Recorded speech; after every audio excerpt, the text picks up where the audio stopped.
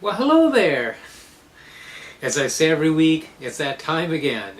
Yes, it is. It's time for the blog that truly blazes here on this lovely, windy, but sunny afternoon in South Florida, the 22nd of January of 2017. And as usual, I'm going to go over the energies of the end of last week's reading, what we're coming into now, and of course, always most interesting, what lies ahead of us at the end of this upcoming week. And again, it will be an interesting ride, so do stay tuned. That's right, the first card is the last card of the previous week's reading. Now this card was for us the Seven of Discs, or Pentacles, attributed to Saturn in Taurus. It's entitled Failure. Now this doesn't mean that you failed epically. It doesn't mean that things collapsed. It implies holding ourselves back, feeling the weight of the earth upon us. For Saturn is a planet of oppression and restriction and manifestation, and a great teacher, because we are here on Schoolhouse Earth to learn. And Taurus is fixed earth. This is a lot of fixed earth energy. It's very solid, it's very heavy, and in plain English, you may have felt bogged down. You may have felt like, boy, I just can't quite seem to manifest, to push it through. I have all the tools at my disposal. I can do whatever I want, but I just can't quite seem to bring myself to do it. In the traditional Rider-Waite, it's depicted as a man standing in front of a bush or tree with his garden hoe in his arms, and he's leaning, looking forward at these pentacles growing from the bush. Like, I wish I had those. Well, the thing is, he planted them. They're his. He could pick them, but he's not picking. So you may have felt inclined to hold yourself back for whatever reason. That energy's behind us. What we're coming into now is pretty dynamic, as we're going to see in the next card.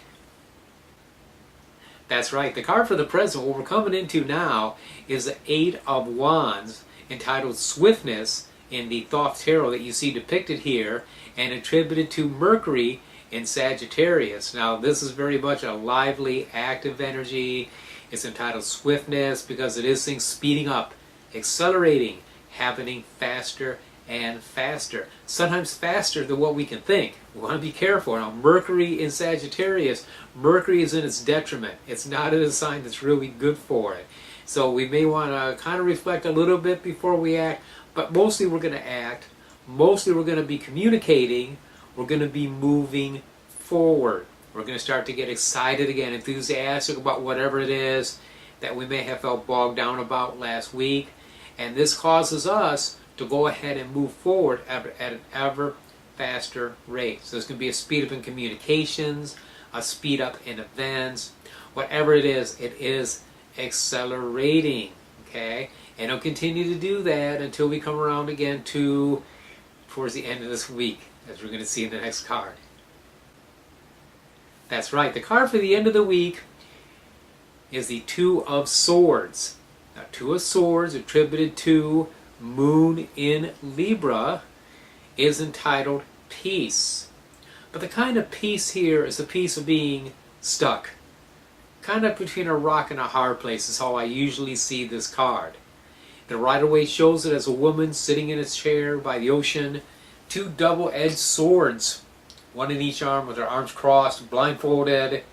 You know, not a comfortable place to be, not the most comfortable. But it's because of indecisiveness. It's not because of bad things happening to us. Moon in Libra implies vacillating back and forth and being unsure. Maybe we put the brakes on a bit. Maybe things are happening too fast with that energy from the Eight of Wands. A couple interesting things here. The Moon is in Sagittarius now. We're about to go into it. So that kind of correlates with our Mercury in Sag scenario. And then this coming Friday, we are going to have new moon. Now that's great. New moons are new beginnings. Yes. A time to start new projects, new manifestation, plant seeds. And the moon will be in Aquarius as well as the sun. Sun and moon in Aquarius. I love it because I'm an Aquarius. So I can groove on this energy. Yeah, I'll take it all day long. So there's going to be a lot of mental energy in the air. Okay? And again, that can get us confused sometimes and bogging down. But we don't have to, you know, and we won't. I'm sure next week's reading is going to be even more vibrant and more powerful. Okay, I thank you for watching the blog The Blazes. I appreciate your support. Till I see you next week, many, many blessings.